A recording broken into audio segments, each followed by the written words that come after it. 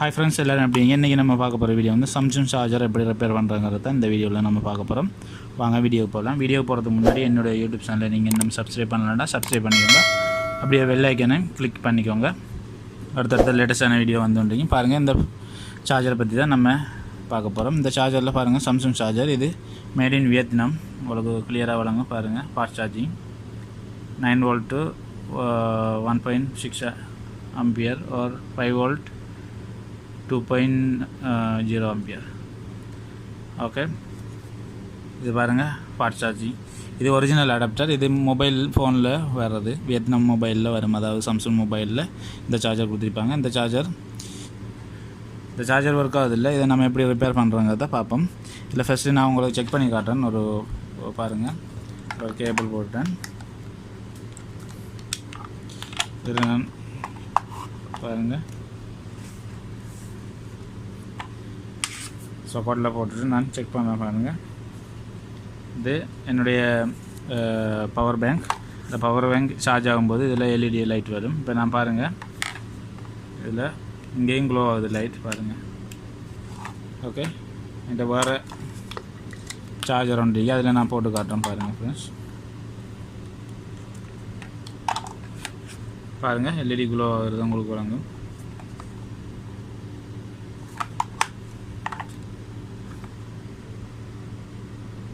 Okay, இப்போ நான் இந்த சார்ஜர் இல்லை, மற்ற சார்ஜரை தான் நான் ரிப்பேர் பண்ண போகிறேன். இதை தான் நான் இப்போ ரிப்பேர் பண்ண போகிறேன். இதில் பாருங்கள், இதில் மேலே ஒரு இதில் கொடுத்தீங்க, கவர் கொடுத்தீங்க. இந்த கவரை நம்ம அப்படியே கண்டி கலட்ட வேணும். அதுக்கு நான் ஸ்க்ரூ ட்ரைவரை டெஸ்டரை யூஸ் பண்ணியிருக்கேன். பாருங்கள், இதில் இந்த மாதிரி கண்டி கலத்திக்கோங்க. இப்படி கலத்தினீங்கன்னு சொன்னால் கொஞ்சம் டைட்டாக இருக்கும். நீங்கள் கண்டி கலட்டிக்கோங்க. கலட்டிட்டு இதை மெதுவாக போர்டை அவுட் சைடுக்கு எடுங்க, வெளியில் எடுங்க. ஓகே, பாருங்கள்.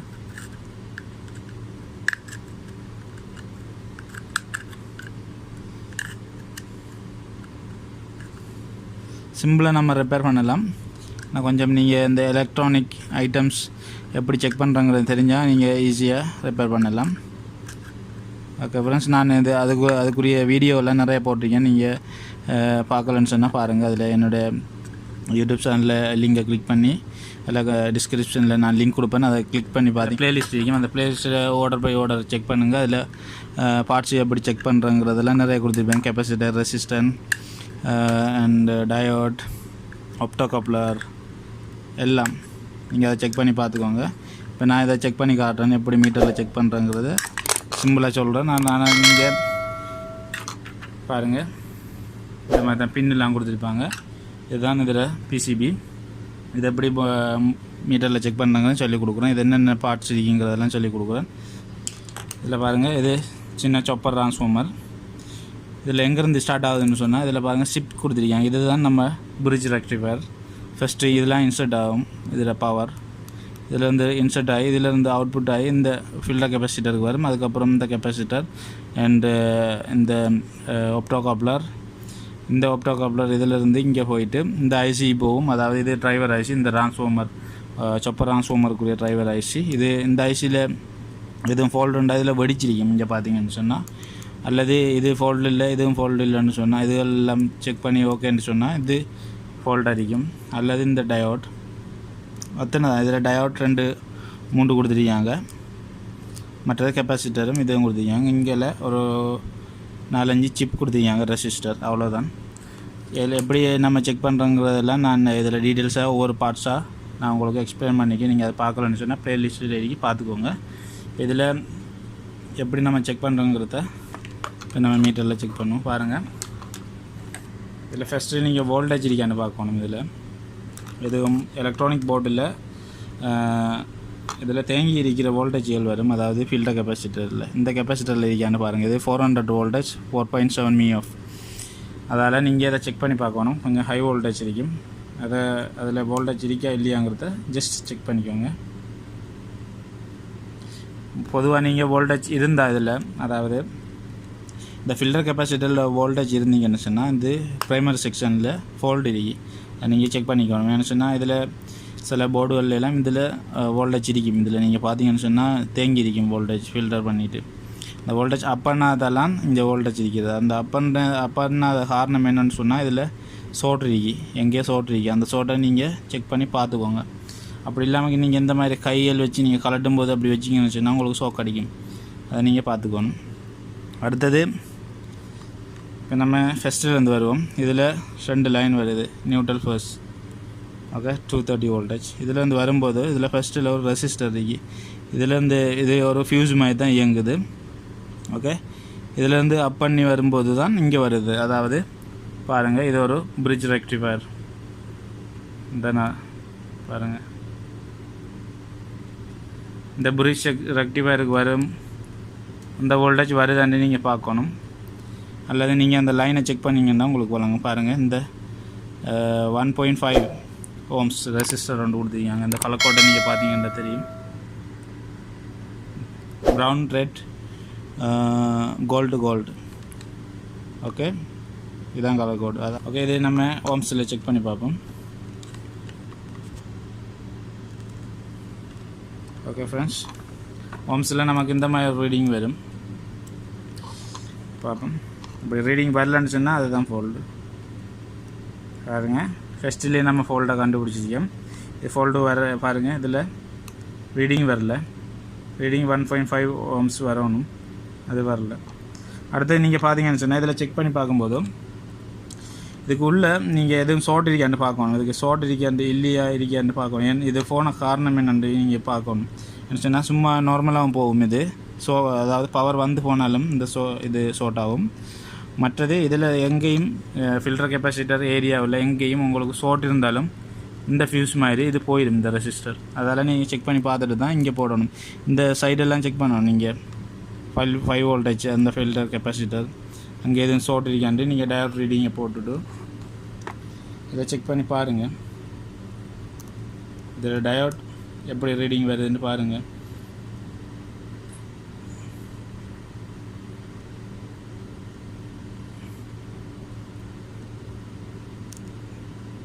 எந்த இதில் ரெசிஸ்டர் கொடுத்துருக்காங்க, அந்த ரீடிங் வருது. இந்த டிரான்ஸ்ஃபார்மர் ரீடிங் வருது.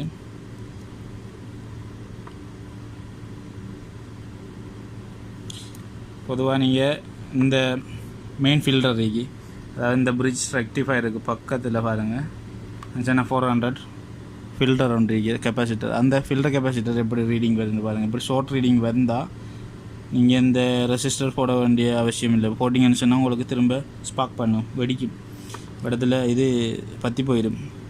இப்போ நீங்கள் இதை செக் பண்ணி பாருங்கள். இது ஓகேன்னு சொன்னால் இதில் பாருங்கள் இப்படி ஒரு ரீடிங் வரும், டயோட் ரீடிங் மாதிரி. இப்படி வரணும். வரலன்னு சொன்னால் உங்களுக்கு அதில் ஷார்ட் இருக்கு. அதை வரலன்னு சொன்னால் பரவாயில்ல, அதாவது வேறு எங்கேயும் போயிருக்கும் பார்ட்ஸ். இப்படி வந்து இப்படி இது ஷார்ட் ஆகிருக்குன்னு சொன்னால் இப்படி இருந்தால் உங்களுக்கு பிரச்சனை. நீங்கள் திரும்ப இந்த ரெசிஸ்டர் போட்டிங்கன்னு சொன்னால் உங்களுக்கும் இங்கே வெடிக்கும் திரும்ப, இல்லைன்னா ஏதாவது லைன் பற்றி போயிடும்.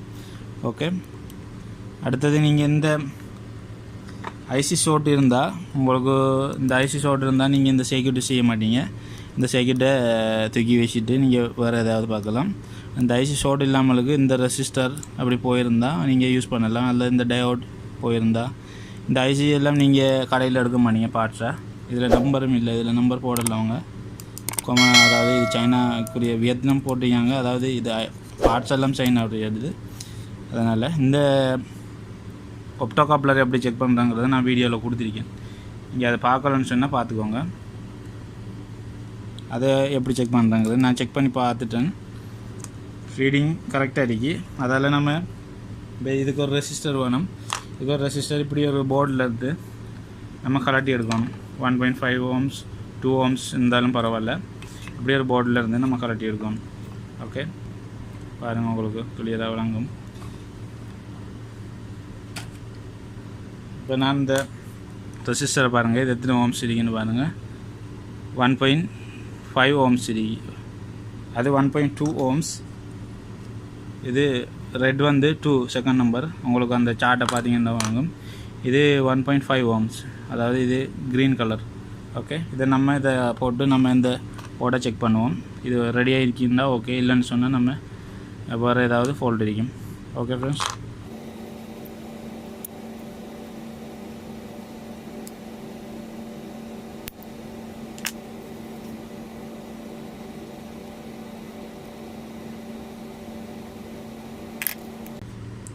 பாருங்கள் ஃப்ரெண்ட்ஸ், நான் இதை கலட்டின ரெசிஸ்டரை ஒரு சைடு நான் கட் பண்ணிவிட்டு கலட்டிக்கேன். ஏன்னு சொன்னால் இப்போ இதில் சின்ன பின்ன தானே இருக்கு. அப்போ ஒரு சைடுக்கு போட்டுட்டு ஒரு சைடு நான் சோல்டரிங் பண்ணுறதுக்காக இந்த மாதிரி கலட்டினேன்.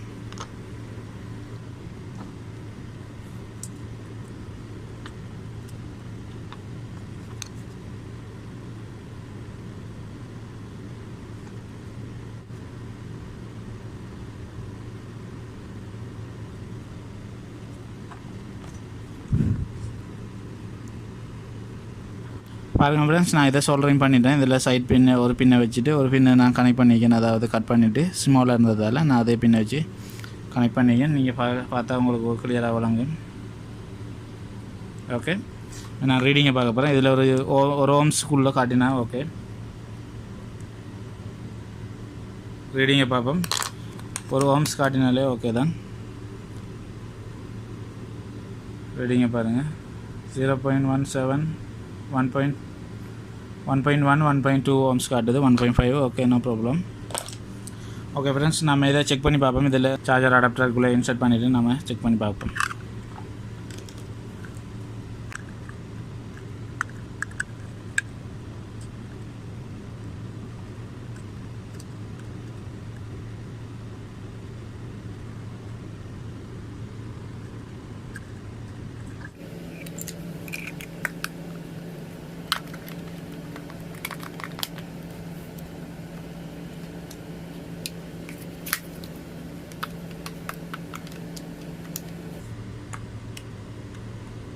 பாருங்கள் ஃப்ரெண்ட்ஸ், இது ஒர்க் ஆகுது. நான் இப்போ லைட் போட்டிருக்கேன். லைட் ஆஃப் பண்ணுறேன் பாருங்கள். உங்களுக்கு இப்போ கிளியராக வழங்கும். ஃப்ரெண்ட்ஸ், நீங்களும் இந்த மாதிரி ரிப்பேர் பண்ணி யூஸ் பண்ண முடியும். நீங்கள் வீடியோ பிடிச்சிருந்தால் லைக் பண்ணுங்கள், ஷேர் பண்ணுங்கள், மறக்காமல் சப்ஸ்கிரைப் பண்ணிக்கோங்க. தேங்க்யூ ஃபார் வாட்சிங். பாய்.